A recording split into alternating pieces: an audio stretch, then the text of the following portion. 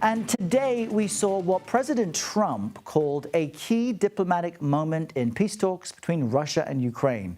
As this moment unfolds, his envoy, Steve Witkoff, meeting with Russian President Vladimir Putin, beaming with a smile. Joining us now to discuss what's really happening is Nina Krushcheva. She's the great-granddaughter of former Soviet leader Nikita Khrushchev and a current professor in the Julian J. Studley Graduate Programs of International Affairs at the New School. Nina, good morning to you. What, good morning, if anything, do you expect to come out of this meeting? Well, I actually do not expect much. However, I expect that conversations will continue. As Donald Trump said, ask me in 2 weeks. So I think that they will be continuing trying to somehow get on the same level of all these different proposals for potential ceasefire and potential peace agreement between Ukraine and Russia. From what I'm seeing now with all these different proposals kind of floating around, I don't see how they continue to coincide, because it doesn't seem that European and Ukrainian proposal in any way is interesting to Putin. What speaks to potential agreement is that Putin would want to have relationship with Trump and probably wouldn't want to not only anger Trump, but at least just make Trump not interested in having more conversations about it. So I expect that more conversation would happen. And before there was a CBS interview with Sergei Lavrov, the foreign minister, Russian foreign minister, who kind of very conciliatory said that we are ready to sign everything. They're just more details. And I think these are the details that we'll be seeing more and more coming up. Yeah, Nina, that was with our Face the Nation moderator, Margaret Brennan. Let's just quickly play a clip of that conversation.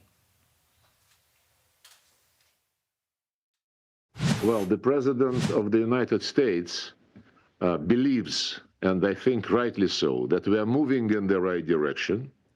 The statement by the President mentions a deal, and we are ready to reach a deal, but there are still some specific points, elements of this deal which need to be fine-tuned.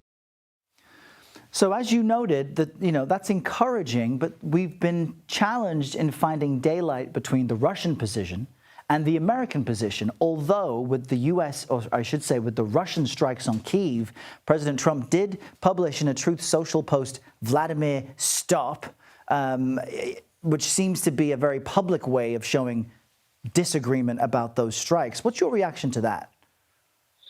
Well, it is a public disagreement. He was speaking to Putin directly, saying that we're so close to have a deal. Why are you doing what you're doing? To which the Russians, not President himself, President Putin himself, but the Russians responded that the Easter ceasefire is over and we continue with a special military operation, the way they call the war. We continue with it until something is resolved. So for the Russians, is we continue until something is going to be offered that we agree and stop this war. So, and that's why I think the fine-tuned elements are important, because Putin wants to continue conversation with Trump, but it doesn't seem that the Russians, and as I said, I mean, there's between the American proposal and the Russian proposal, there's not so much daylight, but between European and Ukrainian proposal and American and Russian proposal, which in itself sounds insane that suddenly Russia